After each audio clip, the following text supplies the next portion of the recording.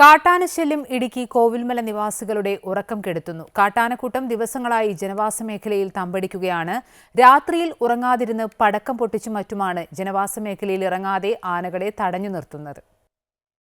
കാഞ്ചിയാർ കോവിൽമലയിലെ കാട്ടാനശല്യത്തിന് ഇനിയും പരിഹാരമില്ല. രാത്രിയിൽ പടക്കം പൊട്ടിച്ചും വലിയ ആഴികൂട്ടിയുമാണ് ആനകളെ അകറ്റി നിർത്തുന്നത്. പകലും രാത്രിയിലും കാട്ടാനകൾ ജനവാസ മേഖലയിൽ തമ്പടിക്കുന്നു. പ്രദേശത്ത് ജലക്ഷാമം രൂക്ഷമാണ്. വനത്തിലെ നടപ്പാത കടന്ന് ഇടുക്കി ഡാമിലാണ് അലക്കാനും കുളിക്കാനും കുട്ടികൾ ഉൾപ്പെടെ ആദിവാസി കുടുംബങ്ങൾ പോകുന്നത്. ജനവാസ മേഖലയ്ക്ക് സമീപത്തായി വൈദ്യുതി വേലിയുണ്ടെങ്കിലും ഇതൊന്നും പ്രവർത്തിക്കുന്നില്ല. അതിനാൽ കാട്ടാനകൾക്ക് ഒരു തടസ്സവും കൂടാതെ ജനവാസ മേഖലയിലെത്താം. വനത്തിൽ കാട്ടാനകൾക്ക് ഭക്ഷണം ലഭിക്കാത്തതിനാലാണ് ഇവ കൂട്ടത്തോടെ നാട്ടിലിറങ്ങുന്നത്. ഇന്നലെ മിനിങ്ങാന്ന് 3 ദിവസമായി ഞങ്ങൾ ഉറങ്ങിയിട്ട് 3-4 ഉണ്ട്. ഇന്നലെ ഒരെണ്ണം വന്നിട്ട് ഞങ്ങൾ അവിടുന്ന് പടക്കമൊക്കെ പൊട്ടിച്ച് താഴോട്ടിറക്കി വിട്ടു.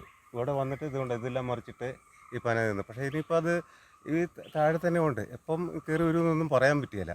കോവിൽമല മരുതിൻചുവട്ടിലാണ് കാട്ടാനശല്യം രൂക്ഷമായിരിക്കുന്നത്. കഴിഞ്ഞ ദിവസം ഇവിടുത്തെ ജനവാസ മേഖലയിലെത്തിയ കാട്ടാനകൾ ഏക്കർ കണക്കിന് കൃഷിദേഹണ്ടങ്ങൾ നശിപ്പിച്ചിരുന്നു.